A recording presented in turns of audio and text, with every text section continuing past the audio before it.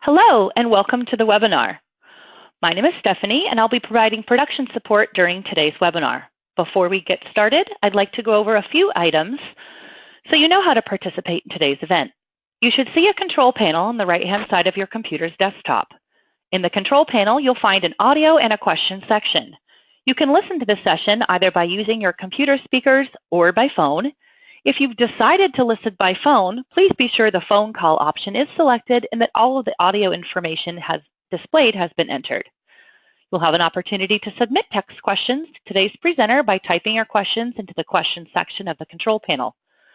You can send in your questions at any time during the presentation. We'll collect these and address them during the Q&A session to be conducted towards the end of today's presentation. I'd now like to introduce Laura Panos-Smith, your first presenter in today's webinar. Laura, the floor is yours. Thank you, Stephanie, and thanks to everyone for calling in this afternoon. We are very excited to present to you some of the information that we've learned at Ambry regarding next-generation sequencing.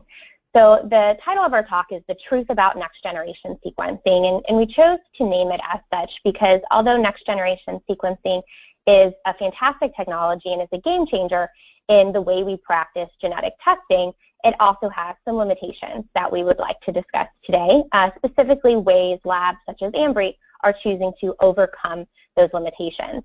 So on this first slide, I just wanted to point out some of the highlights where I think NGS, or next generation sequencing, has really improved the way we do genetic testing in our practice.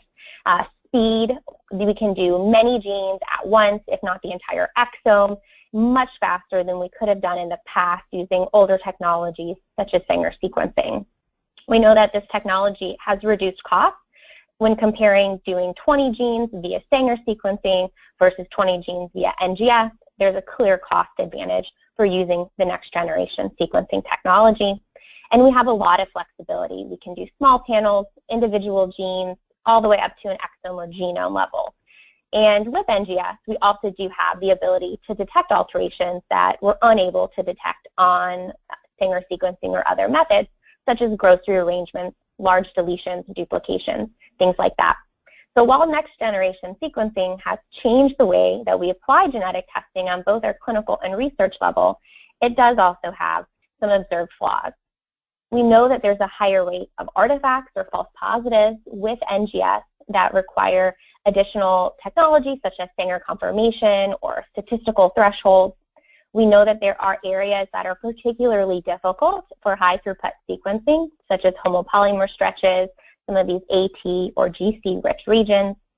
We also know that there's the opportunity to miss things, and not every NGS is the same. On a clinical level, we know that more genes equals more VUSs, and I think that's a highlight with NGS technology. We talk about all the technical limitations, but we don't necessarily always discuss, at least at the lab level, how some of these technologies have changed our clinical practice. And one of the biggest changes with NGS technology is that we are getting more positives, but also more VUSs. And the image on the right shares more data, more problems. So I'm giving a very brief overview to where the basis of this presentation came from, and Elliott, our CEO, is going to really dive into the meat of this.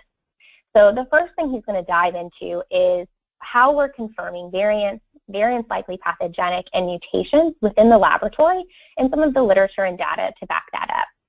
He's going to then discuss the dual methodology of calling deletions and duplications off of NGS, as well as off of a second technology such as array or MLPA. And then I will very briefly discuss on some of the additions that all labs using NGS have had to make in this NGS era, such as a customized bioinformatic workflow, expert variant level classification, including newer things like RNA analysis, as well as data sharing initiatives to really address that more data, more problems, more VUS concept.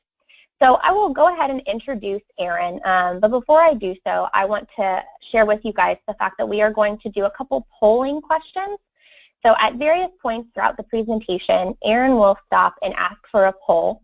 I'll read to you the question and the answers, and then we'll review the results.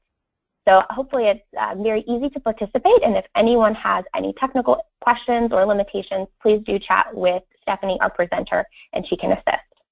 So Dr. Aaron Elliott has his PhD from Thomas Jefferson University, where he also studied at Johns Hopkins. After that, he moved out to the West Coast and started working at Novartis, and then joined Ambry, and has had a variety of roles at Ambry, starting from a scientist to working in our genomics department, then to going on to be the vice president of research and development. And for about the last 8 months, he's been our chief executive officer here at Ambry. And we are thrilled to be working with him, and he's already led us through many changes, adventures, publications, new products, and the like. So without further ado, I will turn this over to Aaron Elliott. All right, thank you, Laura.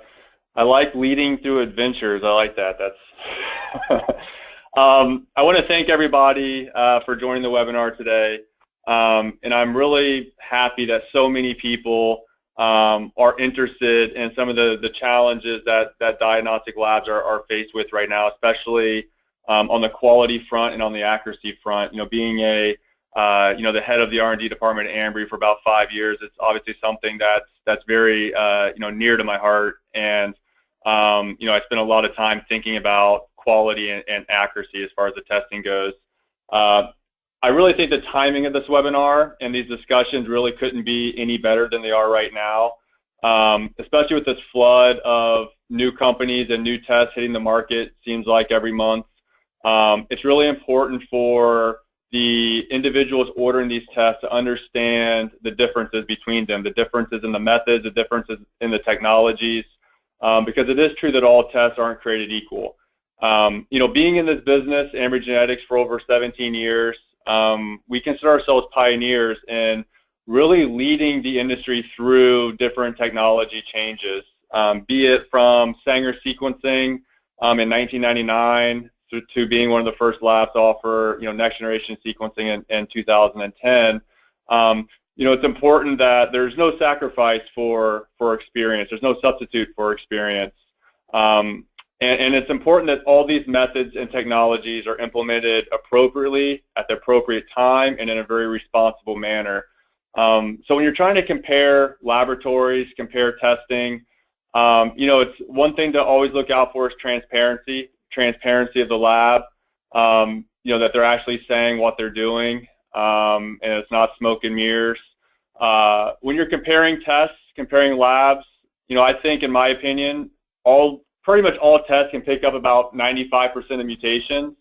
It's that other 5% that are located in these complex genomic regions that I think really differentiate the top tier labs from the other labs. And that's what my talk's going to be focused on. And I think when we go through these slides, it'll really illustrate those differences. Let's see. So.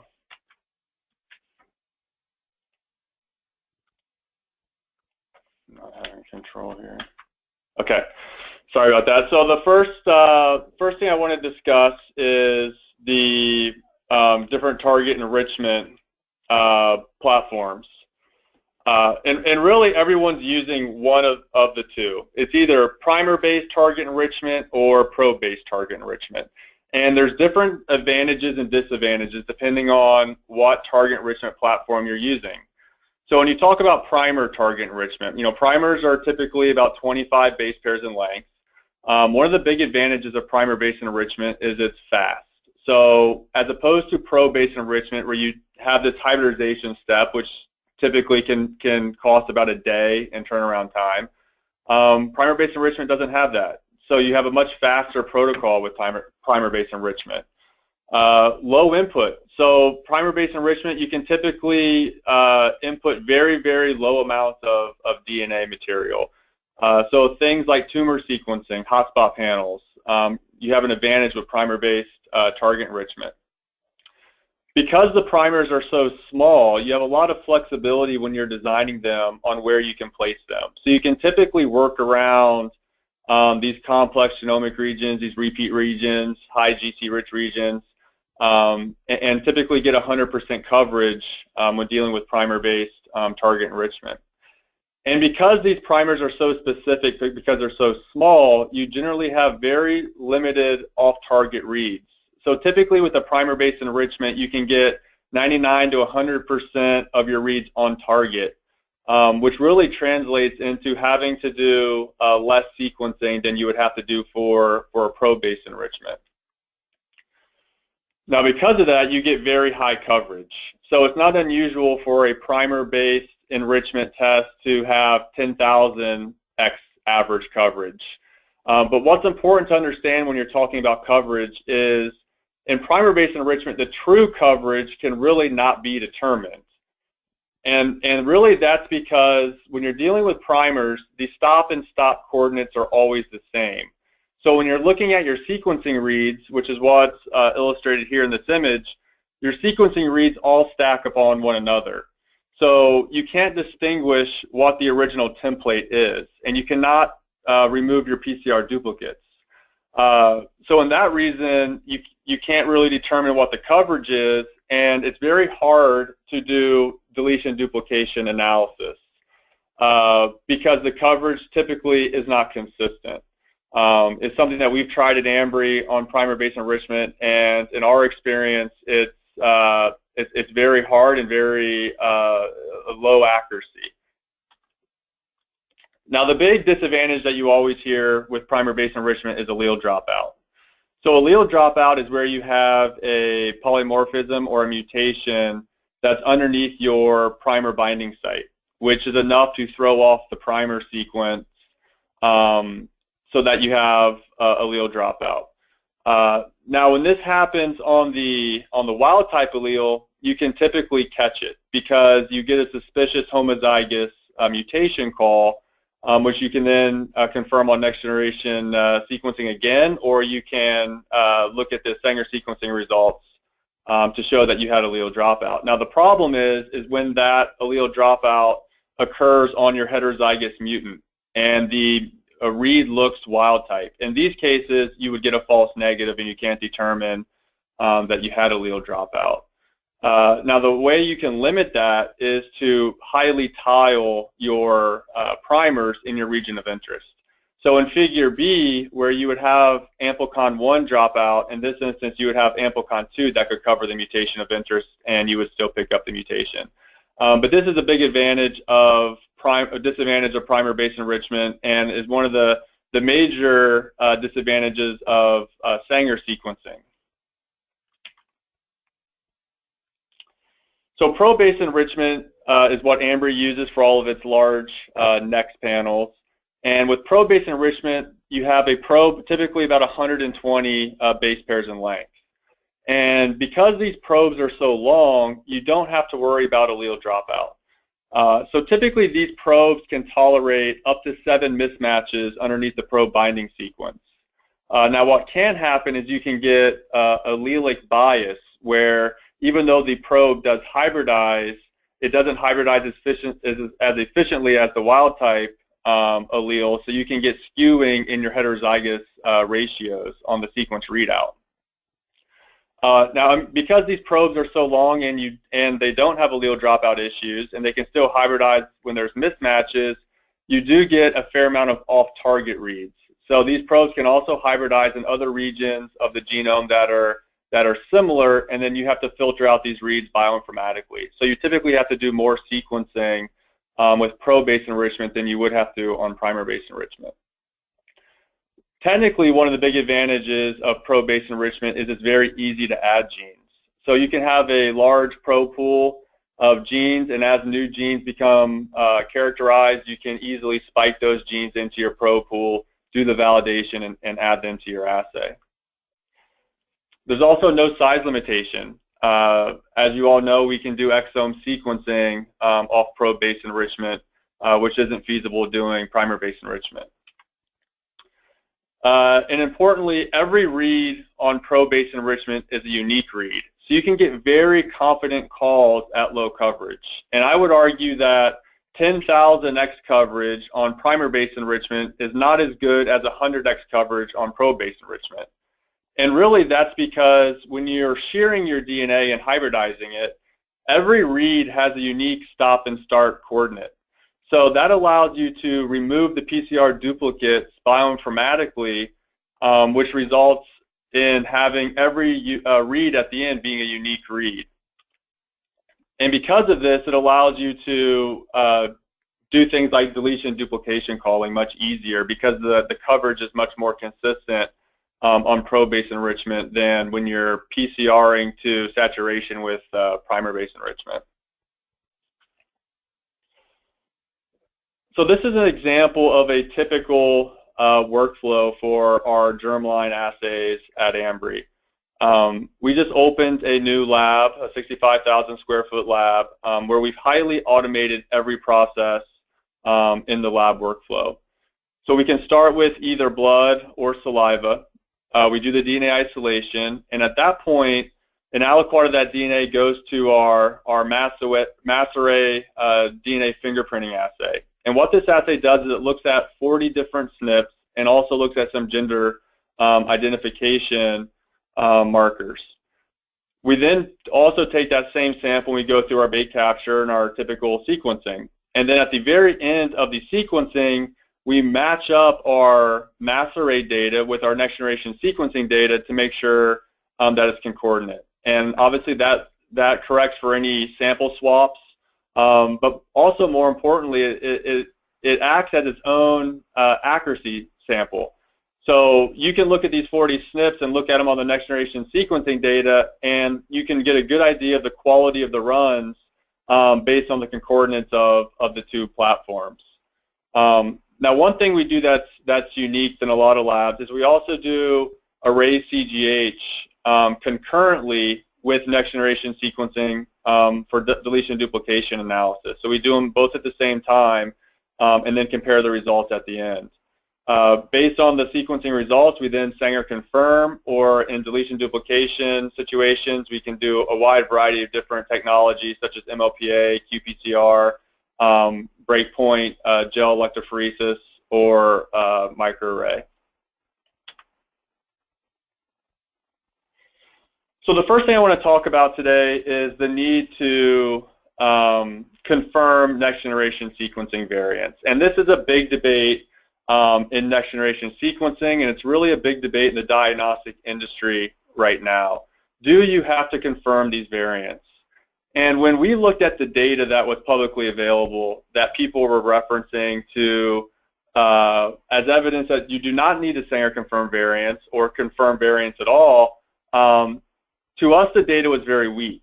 There was no significant study that's been published that says that you should not confirm variants. All the studies done to date are either in very small numbers of genes or in very, very low sample numbers. And we were getting a lot of samples at Ambry where we were detecting things that other people weren't, and we were also picking up mutations. We were picking up mutations that other people weren't, and we weren't able to confirm certain calls that other labs are reporting out, which concerned us. So we wanted to go back and look at our data, look at our confirmation data, and try to determine what is the need for confirming these variants, and to publish that data and put it out into the public domain. One thing that always amuses me is the publications on validation data. And this always is true, is that validation data is always good. Whenever you read the publications online, there's never any false positives. And we've been doing this a long time, validating a lot of tests, and we see false positives. So I always ask myself, where are the false positives in the validation data? Typically what we see is after the validation data is published, then you see labs start coming out and saying, well, we actually do have some false positives. They're not the same quality variants that are in our validation data, but they are there, and we do confirm. So I think there's got to be a level of transparency here in the validation data itself, and really have labs really publish what they're seeing in their validation data, and not limit it to just the best calls of the data, but limit it to include all the calls that you're actually going to use when you launch the test. Labs are also quick to implement things. I mean, there's a lot of pressure in this industry to save time. Everyone's trying to get the fastest test out, and there's a lot of pressure to save money. So there's a lot of pressures to do these things, and in order to do these, you either have to limit or you have to eliminate a lot of the things that we're talking about today. And there's also no magical wand or fancy proprietary method that one lab has that another doesn't. You hear this all the time. People give presentations or publications, and we have a proprietary method no one else knows or no one else can do, where we can scrub the data and everything's perfect. And that's just simply not true. All the larger labs have an army of bioinformatic PhD scientists poring over this data all the time, testing algorithms. The labs testing the newest chemistries, and there is no magical wand to wave over this data to make it perfect at the end. So I think that's important for people to understand. And again, lab transparency is key. When you read people's marketing materials or websites and they say things like, we don't need to confirm high quality calls, or we don't confirm confident calls. But what does that even mean? What is a high quality call? What is a confident call? It's important that labs are transparent on where they set their thresholds and what they determine to be high quality or confident. So this data was just published in the Journal of Molecular Diagnostics. We've gotten a lot of good feedback on the paper. It's entitled "Sanger Confirmation is Required to Achieve Optimal Sensitivity and Specificity in Next Generation Sequencing Panel Testing." And I believe Laura just popped up on the screen to remind me that we're going to take a poll question before we jump into the paper here. Correct. Let's get our first poll on the screen. So the quick question is, which of the following does not impact false positive rate when using next generation sequencing? And we'll discuss several of these, so we're just doing a pre-discussion poll. So option A, the specific gene being analyzed. Option B, the type or method of variant classification. Option C, the extent to which the base pair was covered, meaning 10x, 50x, 100x, etc., or complex genomic regions. So we'll give everyone another 10 or 20 seconds to make a selection.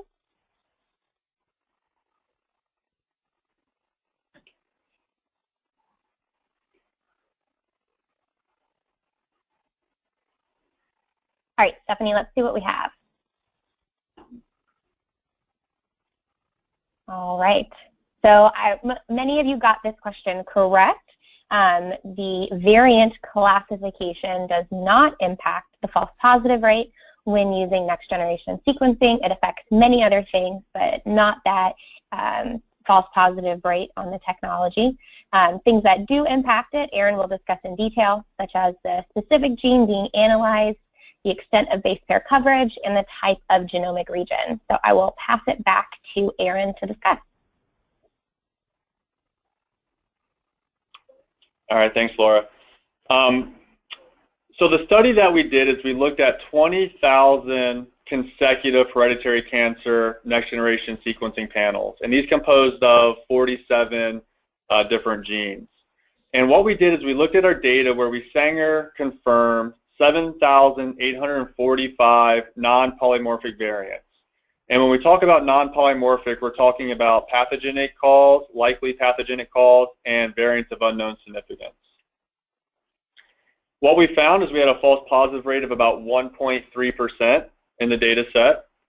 And then what we wanted to determine was if a lab promotes 100% specificity in their testing, which means that they have 0 false positives, what mutations would we be missing if we had a 0 false positive rate? And you can manipulate your false positive rate by adjusting different thresholds on how you make your calls.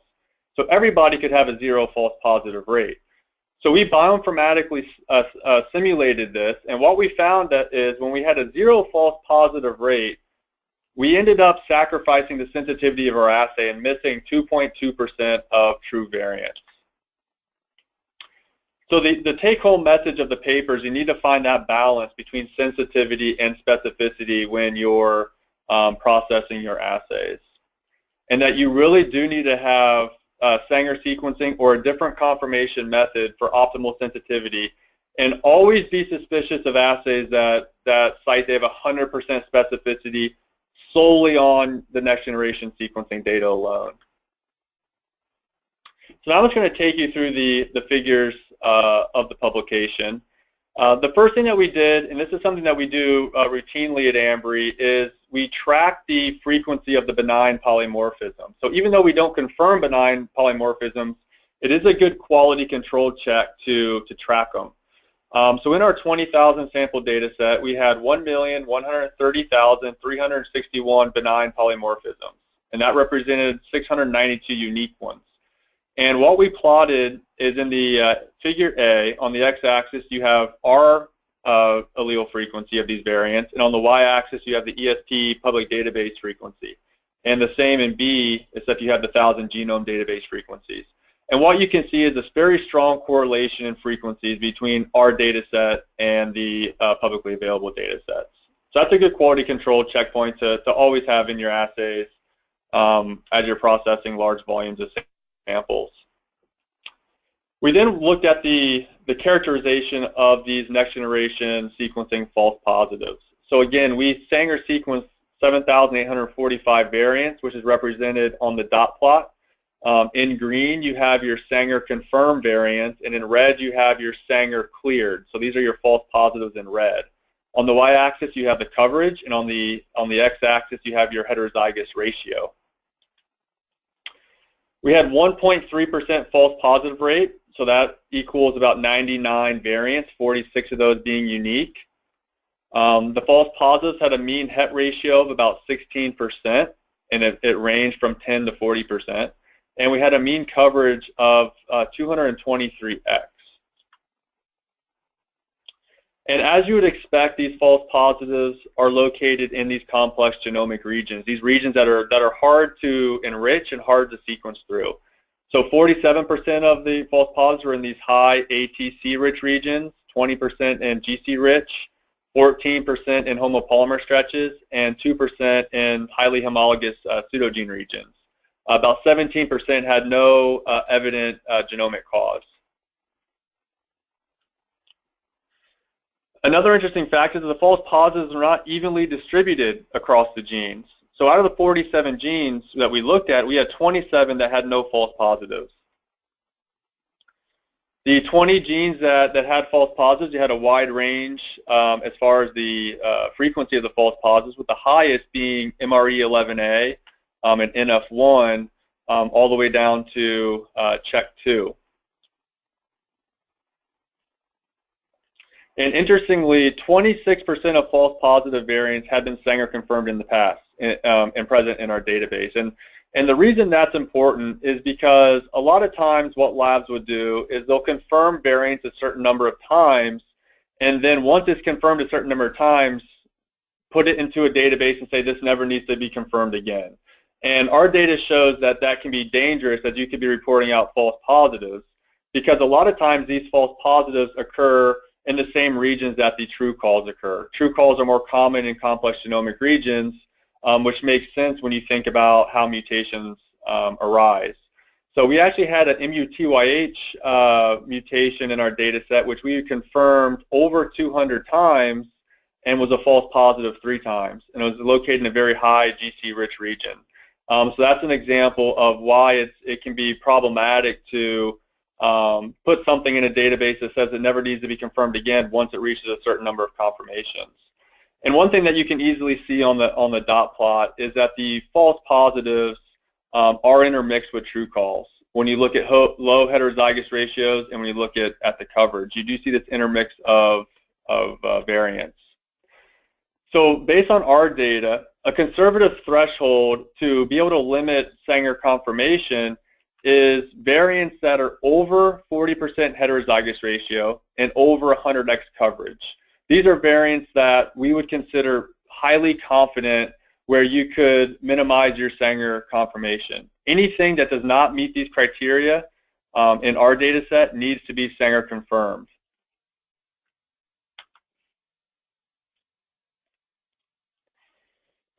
So as I mentioned before, the next thing we wanted to do is determine, okay, if we had a 0 false positive rate, 100% specificity, what mutations would we actually be missing? And that's represented on the graph with the sensitivity on the y-axis and the false positive rate on the x-axis. And you can see is as the false positive rate goes down to 0, you lose sensitivity in your assay. In our case, you lose about 2.2% of accuracy, which represented about 176 Sanger-confirmed variants that were missed when you bioinformatically adjust that false positive rate down to 0. And the false positive and false negative profiles are gene specific. So some genes, such as BRCA2, you don't see a difference in the sensitivity of the assay when you reduce that false positive rate down to 0. While other genes like ATM and P10, you actually significantly lose accuracy of those genes with a 0 false positive rate. ATM and P10, you lose about 5% of sensitivity in those genes with a 0 false positive rate. So again, the false positive and the false negatives is gene specific, it's region specific, and it really depends on the part of the genome and the complicated region that you're talking about on what effect it's going to have in your sequencing data. The false negatives had a mean heterozygous ratio of right around 40% and a mean coverage of 123x.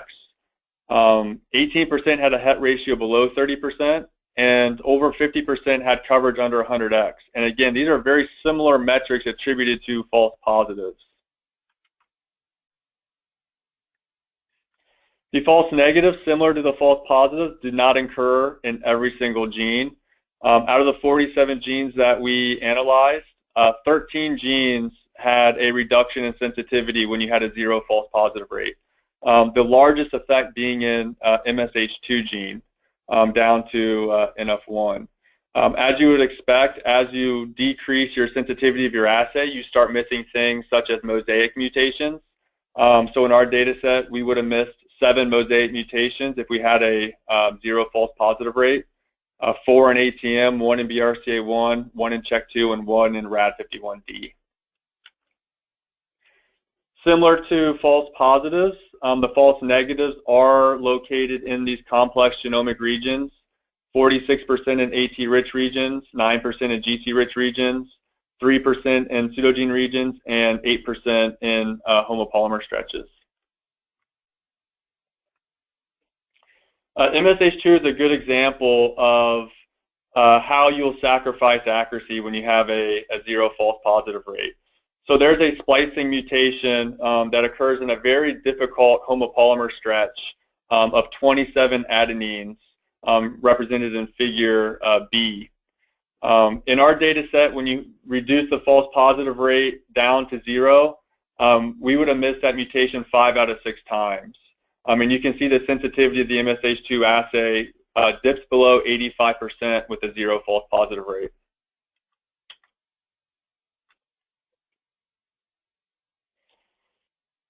Now what a lot of people like to bring up, and a lot of the feedback that we receive when we talk about Sanger confirmation of variants is, well, who said the Sanger confirmation is correct? Maybe the Sanger is wrong and the next gen is actually right, so it's not really a false positive. And there's a paper in clinical chemistry based out of from the NIH in April of this year, where what they did is they looked at 5 genes in 684 patients. And what they found was that 19 of the variants that they detected did not Sanger confirm the first time. When they went back and tried to Sanger confirm again with a second set of primers, 17 of the 19 then confirmed. So the conclusion was that a single round of Sanger sequencing is more likely to incorrectly refute a true positive variant from next generation sequencing than to correctly identify a false positive variant from next generation sequencing. And these were based on allele dropout situations. So that's the reference that a lot of folks use to illustrate why you should not use Sanger confirmation, because the next gen is actually correct. Now there's a big difference between that data and our data, and there's a few points I want to make. One point is we use validated primer sets at Ambry. We don't make the primers as we find the variants. These are primers that have gone through validation. We've run hundreds of samples through the Sanger primer development, and we design around known polymorphisms. Another point I'd like to make is when the first primer set, if it fails, so we can't confirm the variant, we then use a backup Sanger primer set. So it actually has to fail 2 primer sets to be considered a false positive. And third, the reason why allele dropout isn't really an issue with Sanger confirming our data is because when we capture the regions of interest, we're capturing beyond 200 base pairs of intronic sequence.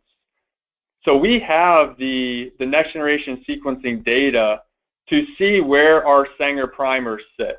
So we can determine, are there any variants underneath our Sanger primers that could cause allele dropout? So we actually have the sequencing data that we can look at before we do the Sanger confirmation. So we can be very confident that we do not have allele dropout if it fails 2 primer sets and we have the next generation sequencing data for where those primers sit.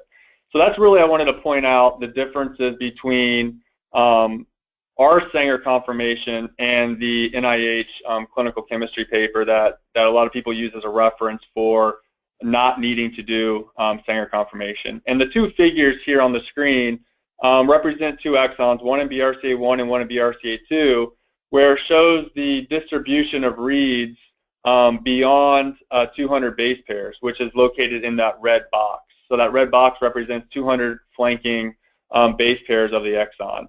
So even outside 200 base pairs, we typically have over 100x coverage in those reads.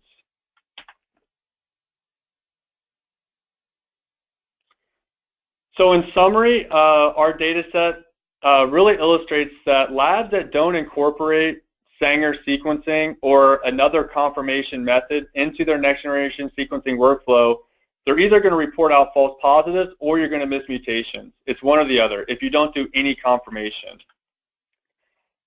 Now, obviously, the reason labs don't want to do confirmation is to save time and money. This particular study that we did cost us about $2 million of Sanger confirming reagents. So ballpark, it's about $1 million per 10,000 samples based on our panel size of 47 genes. Always be cautious if labs market 100% specificity, if they market 0 false positive from the NGS data alone. In our experience, that means you're going to sacrifice sensitivity of your assay. False positives and false negatives are gene specific and they're genome region specific. So just because you do 5 genes and you find certain thresholds for your false positives doesn't mean you can add 10 more genes on there and keep the same thresholds. It's going to be very gene specific and region specific. And this is very important. The thresholds to limit Sanger confirmation testing should only be done after processing thousands and thousands of samples.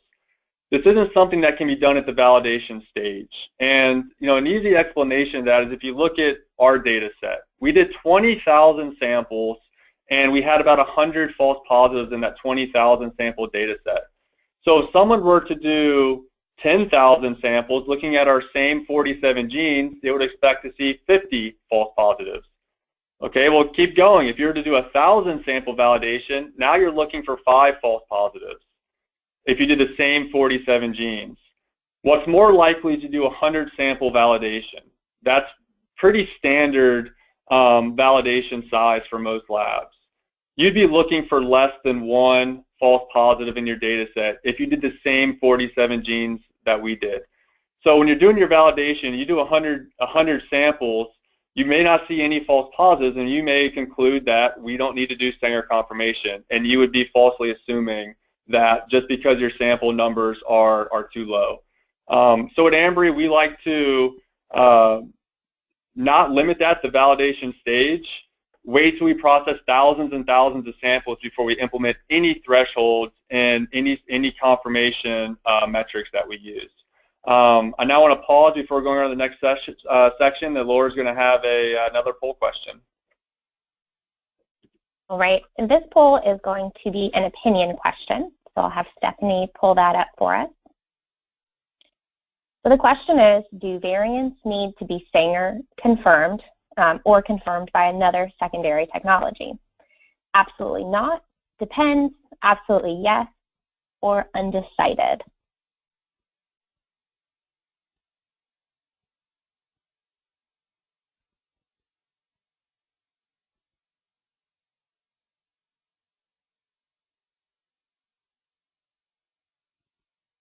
All right, Stephanie, let's see what we have.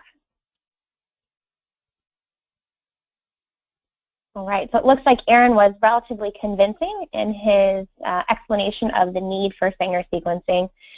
Many of you said absolutely yes, many of you said depends, and some of you are still undecided.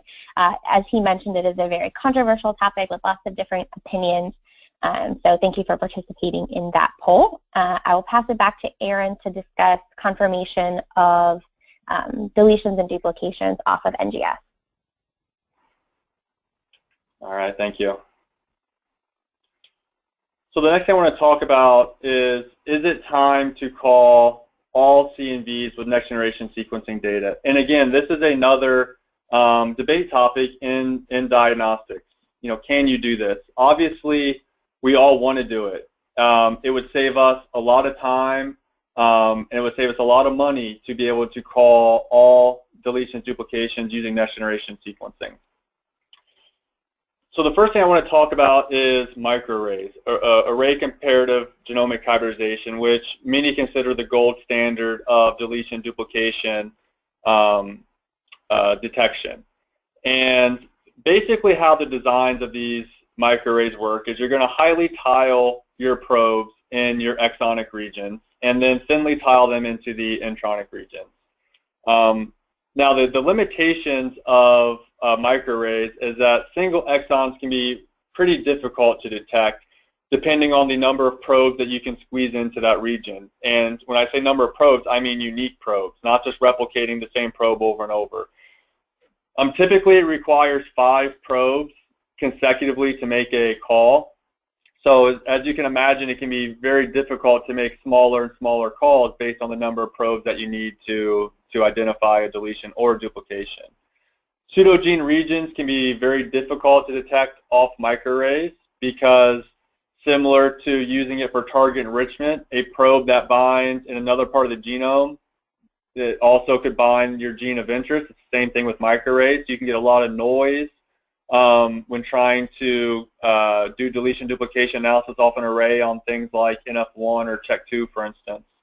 High GC rich regions are also difficult to place probes. Breakpoints can be very difficult to estimate, especially if the breakpoints occur in the intronic regions where you have very sparsely probe locations. Microarrays are very labor intensive. It's a very labor intensive process and a pretty extensive workflow to do microarray work. And it's also very expensive. On average, a microarray can run anywhere from $300 to $400 in resources to actually perform that test. So for these reasons, you would really want to limit microarray analysis if possible. Now, next generation sequencing to detect deletion duplications, it can be very, very high resolution. Especially if you're detecting the breakpoints, you can get single base pair resolution, single exon resolution, and all the way up to whole gene resolution using next generation sequencing. It's also better for pseudogene regions. So it can have a higher accuracy in calling CNVs and genes like CHEK2, SMAD4, SDHA. These are the typical problematic genes when you're looking at microarray data. And again, as I said, it would be ideal to call variants and copy numbers from a single assay, not just because of expenses, but also from a turnaround time standpoint as well. Now, there's multiple approaches that pretty much every lab is using to call deletions, duplications off next generation sequencing. Split read component, breakpoint component. So these are algorithms where you actually capture the breakpoints. And then you have read depth component. So depending on where you're sequencing, you may have to use read depth component to be able to call a deletion duplication, especially if you don't capture the breakpoints, if it's a very deep intronic mutation. And then these are typically confirmed by array CGH, MLPA, or could also be a gel if you have an inversion, for instance. The most common way to detect deletion duplication is based on read depth, where the coverage of the sequencing data is correlated with copy number. It's a very simple concept to understand. Is you have your reference, you have 2 copies, say each copy is 50x coverage, so together you would have 100x coverage. For a deletion where you only have 1 copy, you'd be looking at 50x coverage, and for a duplication when you have 3 copies, you'd be looking for 150x coverage. So when you do your read depth, what you're typically doing is you're comparing your samples back to a big reference database, which is wild type, and then you can determine, is there a fluctuation in read depth or coverage in a particular region. Now, very similar story to the false positive data that we just looked at for confirming variants. When we looked at doing this for our assays to incorporate calling deletions, duplications off next generation sequencing and trying to determine, is it time to move our assay off of array CGH? We wanted to look at the data that was available. And again, the data that's publicly available and that's been published is very, very limited. It's in very small sample numbers where they show that you can pick these things up. The validation data, again, when I read it, I never trusted it. So for us, the data was very suspicious. It was lacking. There wasn't really established data out there that shows, okay, now it's time to switch over. Especially when you're talking with diagnostic samples, where you really need to do these studies to determine if the accuracy is sufficient to be able to do something like this, as well as the specificity. So as I said, there's been no significant large-scale study where they did next-generation sequencing, deletion, duplication calling compared to array data that's been published. Again, labs are very quick to implement this, based on a lot of money saved and a lot of time saved. So it's something that, in my opinion, labs are a little too quick to do this without the appropriate data being published or disseminated across the industry that others can look at. And as I said before, this holds true just like it holds true for variant identification. There's no magical wand or proprietary method that anybody has that no one else doesn't know about. We all have these huge departments of PhDs testing every single algorithm that's there as far as custom algorithms or publicly available algorithms. So there's really nothing that anyone is doing that no one else knows about. So we did a study where we looked at 30,000 samples, and we did the microarray data, and we called the deletions, duplications off the next generation sequencing data. And really all we wanted to do was compare the accuracy, compare the specificity of the data, what is the false positive rate. These are the things that we were interested in when we were doing this study, to determine, is it time to start using this as the primary method for variant calling. And again, this data is in the process of publication currently. What we found is we had 13,168 copy number variants or other structural variants detected in our data set. We had a wide range of abnormalities, as you'd expect, from single exon deletions down to ALU insertion elements or MSH2 inversions. And it's important to point out that certain abnormalities you would not be able to detect by the microarray, such as an MSH2 inversion or ALU insertion. So that right there is an immediate benefit of calling copy number abnormalities off next generation sequencing data. Again, we had a lot of pseudogene, process pseudogene calls, promoter calls, basically a wide range and spectrum of different abnormalities. we were able to detect every single variant that the array could by next-generation sequencing with 100% sensitivity.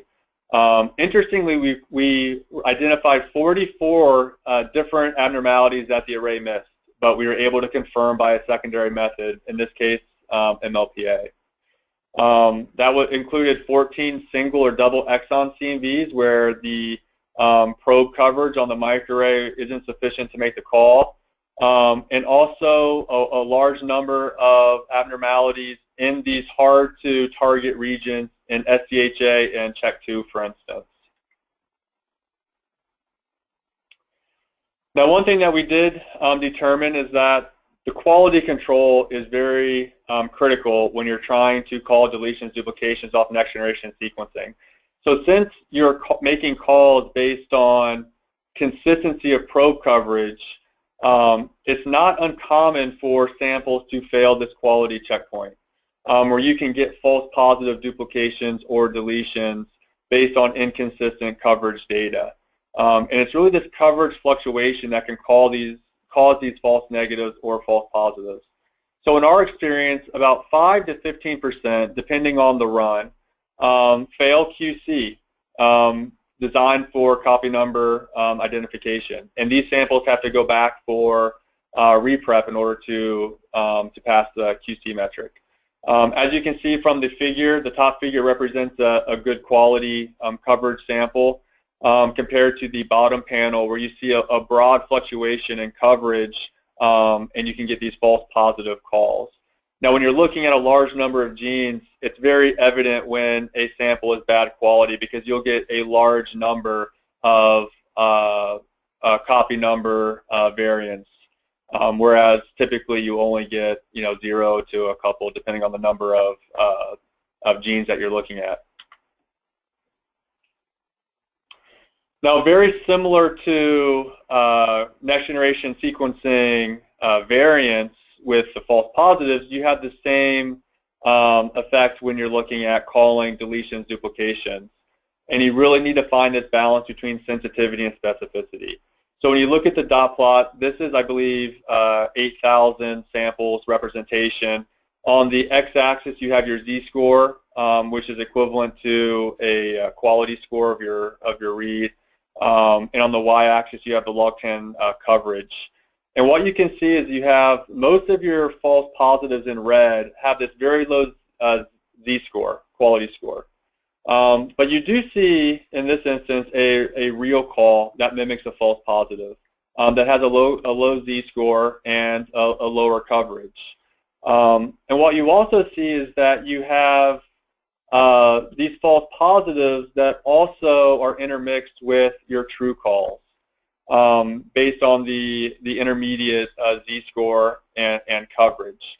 So false positives in the CNV data can look very similar to real calls, which does mimic what we see with our next-generation sequencing variants. So similar to calling variants off next-gen, you do need a confirmation method when looking at copy number variants, especially when you're looking at variants that may be lower coverage or have this lower quality z-score.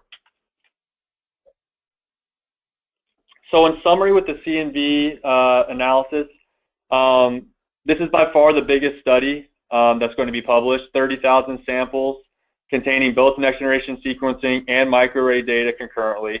Again, this isn't 30,000 samples where we confirmed the calls by microarray. This is where we did it concurrently, all at the same time. We found 100% sensitivity by the next-generation sequencing data. We did find that NGS can detect calls not identified on the microarray, and usually that's in these highly homologous regions or regions that you just cannot put microarray probes in based on extremely high GC-rich regions that tend to be noisy on the array. But the next-generation sequencing is still unreliable for about 5 to 15% of samples due to this coverage variability, and these require either reprepping the sample completely or using a backup method to be able to detect the deletions, duplications. So you really need to do this balance between sensitivity and specificity, similar to calling next-generation sequencing variants and Sanger confirmation. you have the same situation when looking at copy number variants, where you can have false positives that look like true calls, and you can have true calls that look like false positives. So just to reconfirm, you do need to do a secondary method on your copy number variant analysis, either with, you could do it with array CGH depending on the location, MLPA, qPCR, or gel electrophoresis based on what you're particularly looking at, such as an inversion or allo insertion element. So before we go on, we're going to take another poll question by Laura. Thanks, Aaron. So another question is also an opinion question. Are we ready to call all copy number variations off of NGS exclusively in the clinical setting? Absolutely not, depends, absolutely yes, or undecided.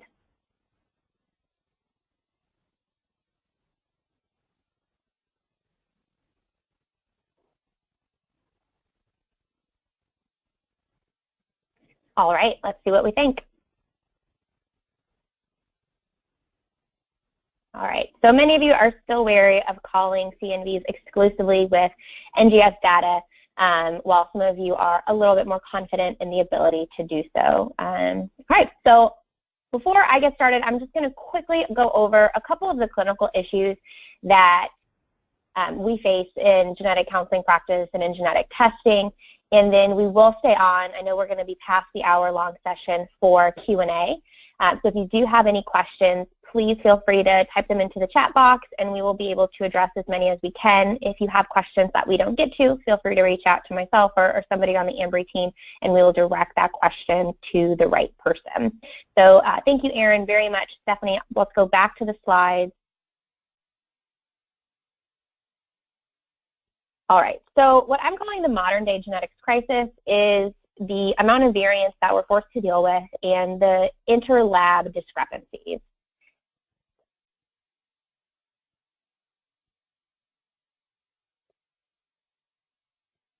Bear with me 1 second while I regain control.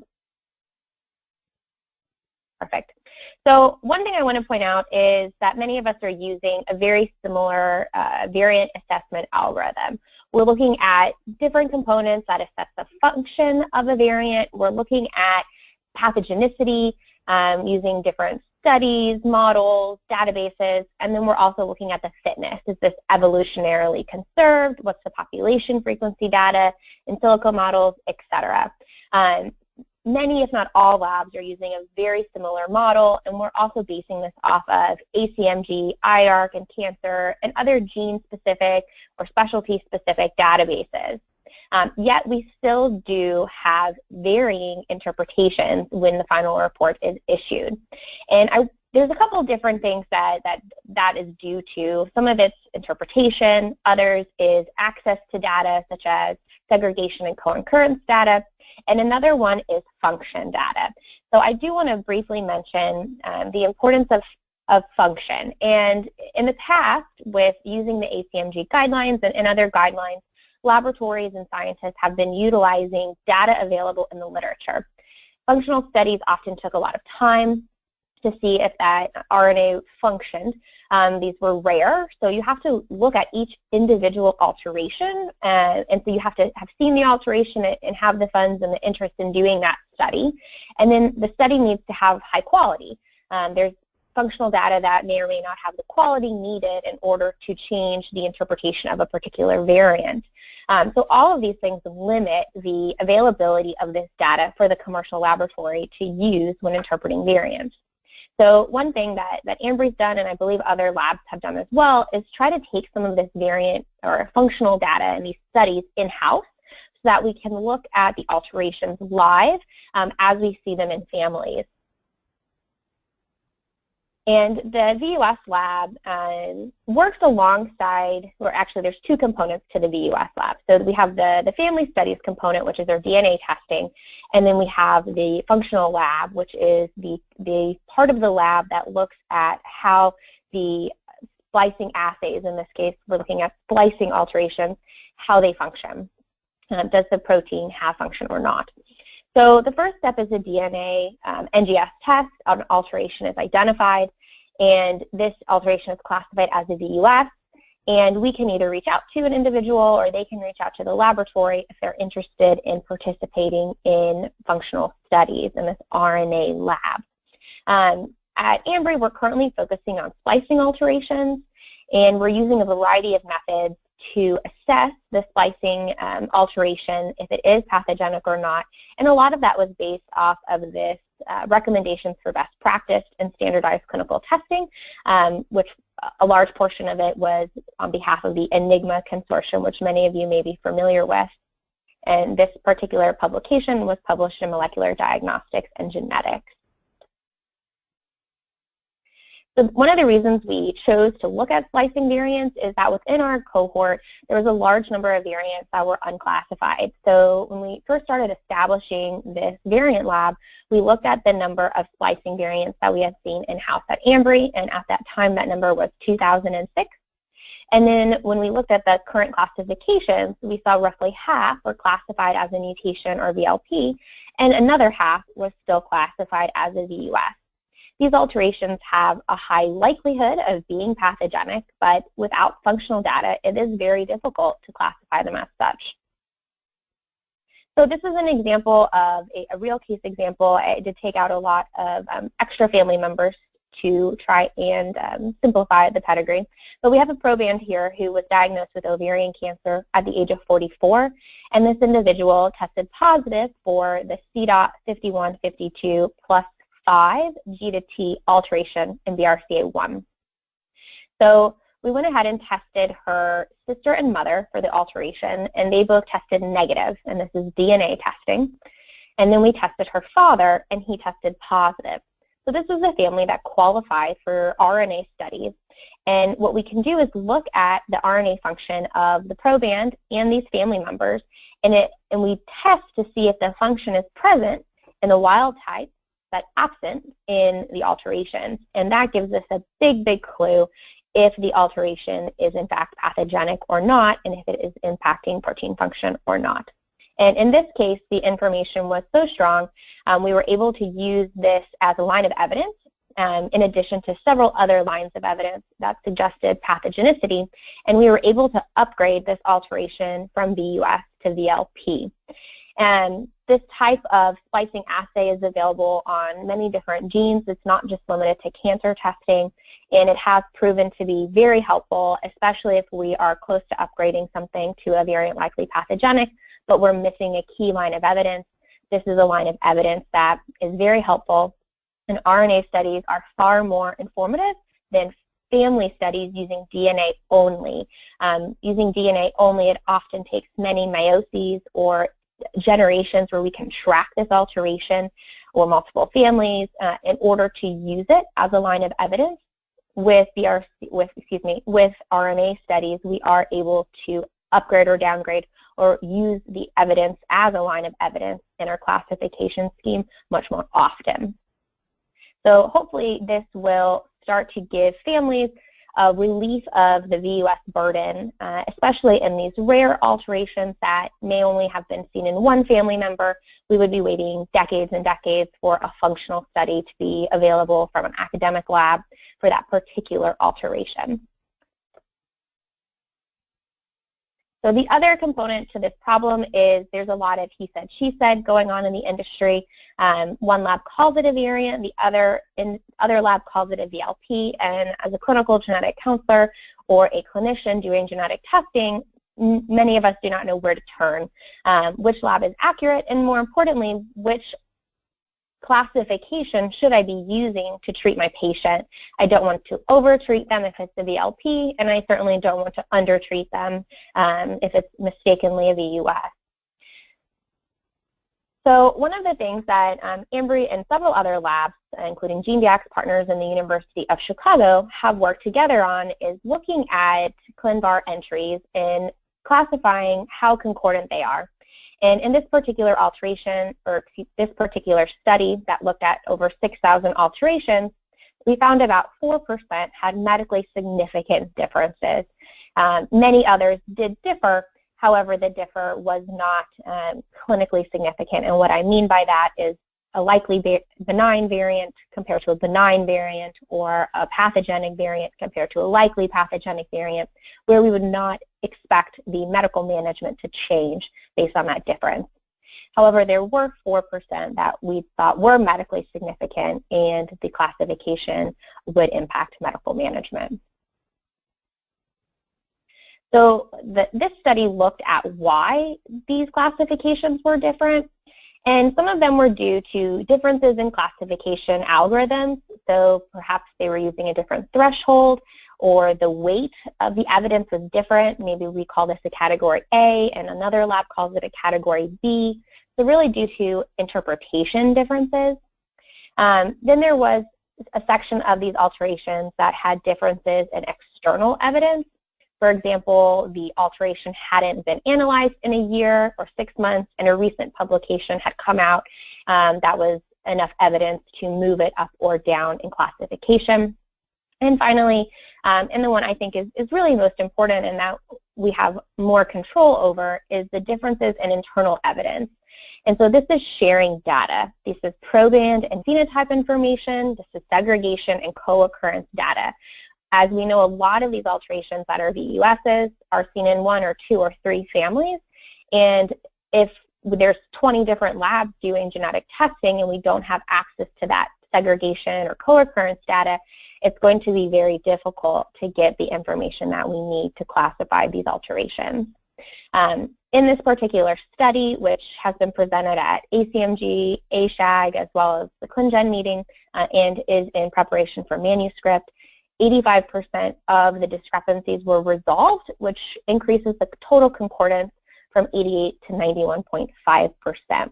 So sharing evidence and sharing this phenotypic data really does impact the way people can do variant interpretation and give us more concordant answers to give our patients, which makes us more confident. Finally, I'll just mention Ambry Share, which is an initiative that we've started to share data. We have shared 10,000 exomes de-identified from individuals who have breast and ovarian cancer. We're now focusing on other diseases such as autism, and we will continue to share this information as we collect it. And more about the database, if you look at it, you can see the gene description, associated diseases, how to link out to ClinVar, all of the alterations, the allele frequency, and so much more. And we would love to share this data with you. If you have a suggestion for collaboration, how data can be shared more effectively, we would love to have that as well. So I have one final question that I would like to ask, if we can get a final poll up.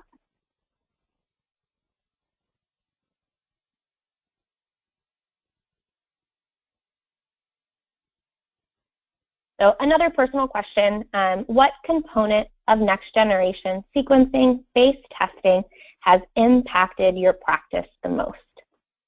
Learning the benefits and limitations of a new technology, transitioning to multi-gene panels and exome sequencing from the classic single gene, single syndrome approach,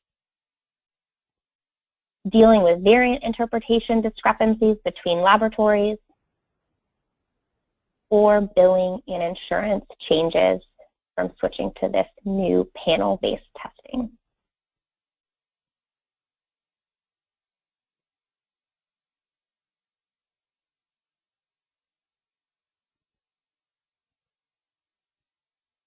All right, Stephanie, what do we have? All right, so all over the board, many of you said transitioning to panels and exome sequencing. Others reported variant interpretation, billing insurance, and learning all about NGS technology. So thank you for participating in these polls. Stephanie, can you take me back to the last slide? So in closing, NGS has many advantages. We learned about Sanger confirmation, if it's needed, when it's needed, and why it's needed. We've learned that NGS alone may not always be enough for CNV detection, especially in a clinical setting with a fast turnaround time being of importance. We've learned that RNA studies are helping with our interpretation of variants, and we've learned that data sharing is crucial to the discrepancies between labs and variants and ultimately patient care. So I want to thank everyone for calling into this webinar. I want to thank Aaron for doing a fabulous job overviewing our NGS and CNV data, and thank you to Stephanie for hosting this with GoToWebinar. And if there are any questions, I will pass it over to our marketing team to assess.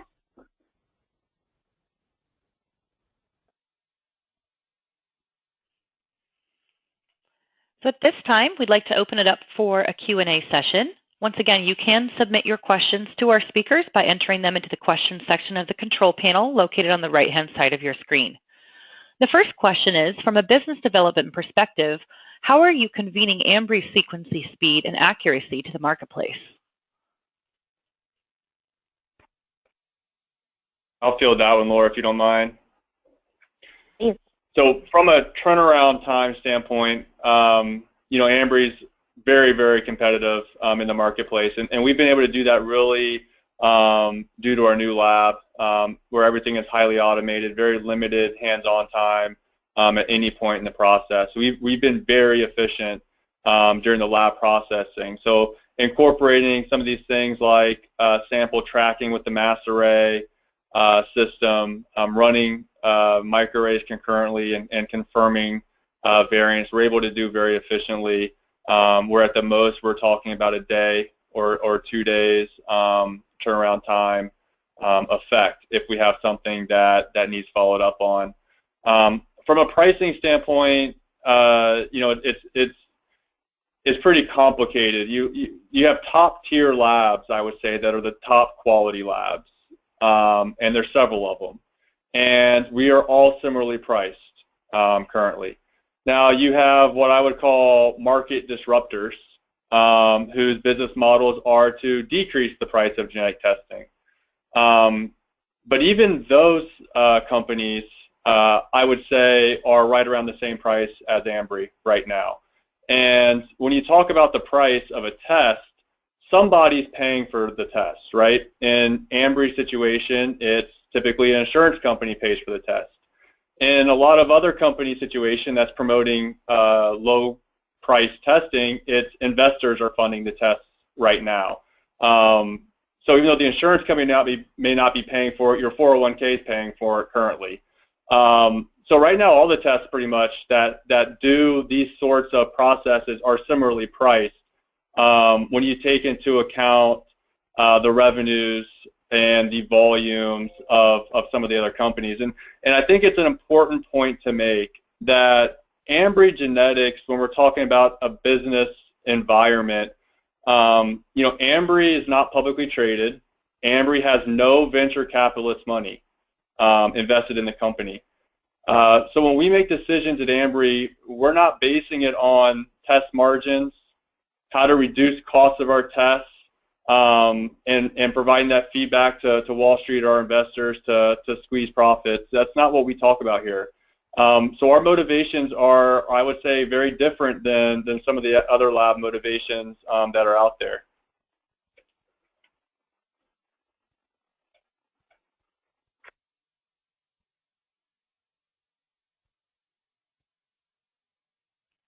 And the next question, why are all samples for being run in parallel for an identifier when you can get that information from NGS? Right, so that deals with the running the mass array system. So if you just use the next generation sequencing data, you wouldn't be able to use that data to track the sample. So not only do we use barcoding to track the sample, we also molecularly track the sample. So when the sample finishes DNA isolation, it goes through this separate protocol where we DNA fingerprint that sample. And we have a list of 40 variants that we're looking at. Those same 40 variants are also in our probe libraries that go through next generation sequencing. So then at the end of the process, we can match those two data sets up And we know that sample that started DNA isolation is the same sample that ended the sequencing. An additional benefit besides sample tracking that it has is for accuracy. So you want to make sure those 40 SNPs that are in the mass array that you can also detect it in your next generation sequencing. So it provides a good quality control checkpoint as well, where basically every sample is its own accuracy sample at the end of testing. So it really provides two functions for the lab.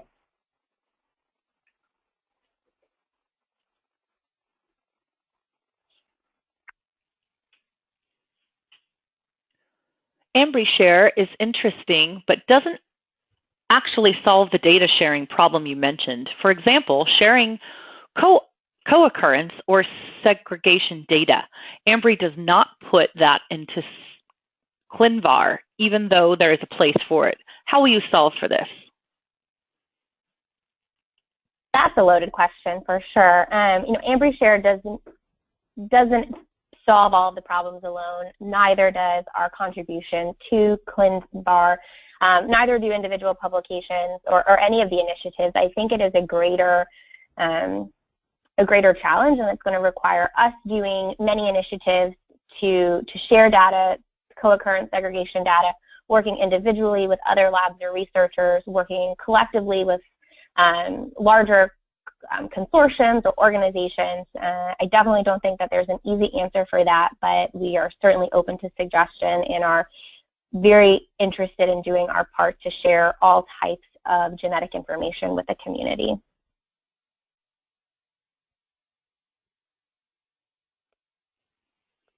How can we access Ambry Share? So you can access Ambry Share through our website. You can also go to ambryshare.com, and when you get to that website, you can sign up as a clinician or researcher or patient advocate and summarize what you're interested in looking at, and we can release that data to you.